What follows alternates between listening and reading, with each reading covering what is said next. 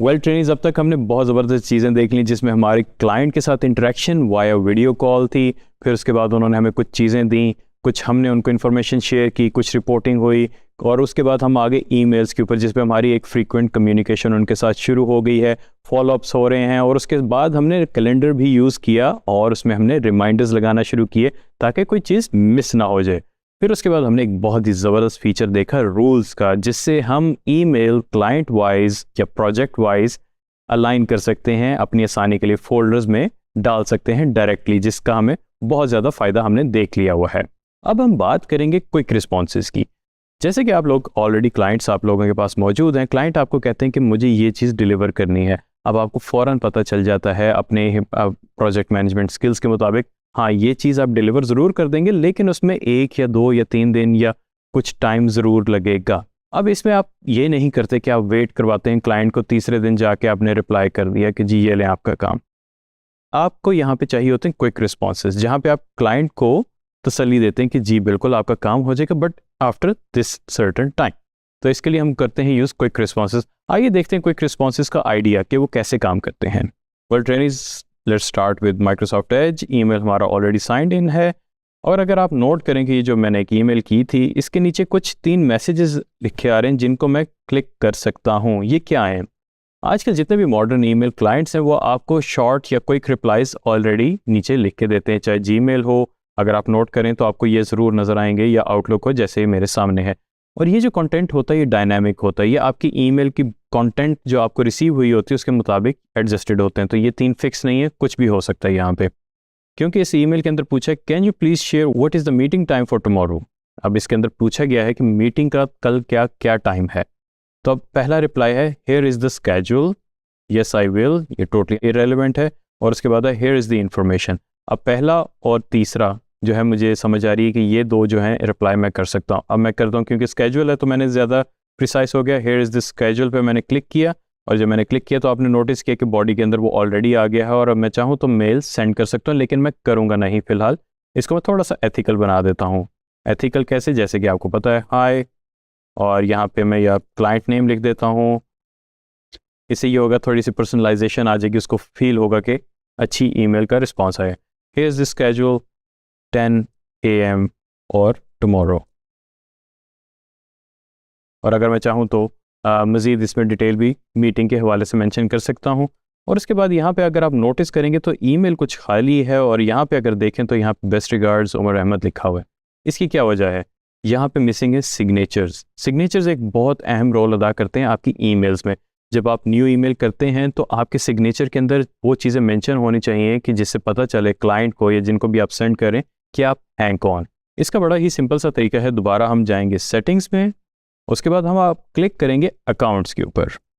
Accounts में आप देखें ये 3rd ऑप्शन है मेरे पास, सिग्नेचर्स की है। सिग्नेचर्स में मैं आऊँगा, वो मुझे कह रहा है कि न्यू सिग्नेचर की ऑप्शन दे रहा है, क्योंकि ऑलरेडी मेरे पास यहाँ पे बिल्कुल खाली आ रहा है। न्यू सिग्नेचर में मैंने क्लिक किया। यहाँ पे पहले मुझे उसका टाइटल देना पड़ेगा कि ये सिग्नेचर किस लिए है। मैं कर देता हूँ न्यू ईमेल, कि जो भी मेरी न्यू ईमेल जाए तो वहाँ पे सिग्नेचर ऐसा होना चाहिए, बेस्ट रिगार्ड्स। यहाँ पे मैं लिख देता हूँ प्रोजेक्ट मैनेजर। इस तरह की जो कुछ बेसिक डिटेल्स हैं वो मैं लिख सकता हूँ। और same goes for your professional email as well, आपका सिग्नेचर होना बहुत ज़रूरी है। और इसको मैं अब कर दूँगा, अगर मैं चाहूँ तो इसको मैं बोल्ड कर सकता हूँ, जैसे अपने नाम को मैं बोल्ड कर देता हूँ। ये नीचे मेरे पास टूल्स आ रहे हैं, चाहे मैं इमेज भी डाल दूं, और भी बहुत सारे फीचर्स आप देख सकते हैं कि मेरे पास ऑप्शंस मौजूद हैं। मैं लिंक भी डाल सकता हूं अपने लिंक्डइन पे, या बहुत सारी चीज़ें इसमें मैं कर सकता हूं एक्सप्लोर। उसके बाद मैं सिंपली इसको करूंगा सेव, और ये मेरा हो गया सेव सिग्नेचर। और अगर आप नोटिस करेंगे तो मेरे पास नीचे 2 ऑप्शंस हैं, for new messages, for replies and forward. अब मैं एक और सिग्नेचर डाल रहा हूँ यहाँ पे मैं लिख दूंगा रिप्लाई। यहाँ पे मैं लिख देता हूँ रिगार्ड्स उमर, और इसको मैं कर देता हूँ फिर सेव। अब आप नोटिस करेंगे कि मेरे पास 2 डिफरेंट सिग्नेचर्स बन चुके हुए हैं, जो कि 2 डिफरेंट पर्पसेस के लिए मैंने यूज़ करने हैं। अब आप देखें फॉर न्यू मैसेजेस मैं सिलेक्ट करूँगा न्यू ईमेल वाला सिग्नेचर, ताकि मैं जो भी नई ईमेल करूँ तो नया वाला सिग्नेचर, यानी कि जिसमें मेरी अपना थोड़ा सा इंट्रोडक्शन वो जाए।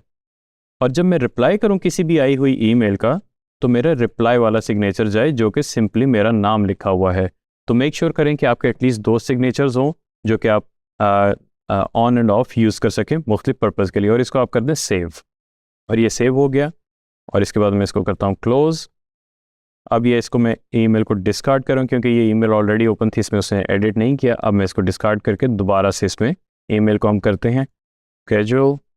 अब आपने नोटिस किया क्योंकि ये मैं ईमेल का रिप्लाई कर रहा था तो उसने रिगार्ड्स उमर कर दिया। सो कैसी लगी आपको ये टेक्निक? उसके बाद अगर हम इसको फ़िलहाल डिस्कार्ड कर देते हैं, न्यू ईमेल में जाते हैं, तो आप नोटिस करेंगे कि मेरा सिग्नेचर पहले से ही लिखा आ रहा है। हाँ, अगर आप चाहें सिग्नेचर को यहाँ पे भी एडिट कर सकते हैं अपनी ज़रूरत के मुताबिक। ये आपने देखा कि न्यू ईमेल है और इसमें मेरा सिग्नेचर आ गया है। हाँ, अगर आप चाहें तो इसको क्लिक करके एडिट भी कर सकते हैं क्योंकि सिंपल टेक्स्ट है, सो इट इज़ एडिटेबल। और अगर मैं कुछ अपडेट्स इसमें देना चाह रहा हूँ तो मैं अपडेट्स भी दे सकता हूँ।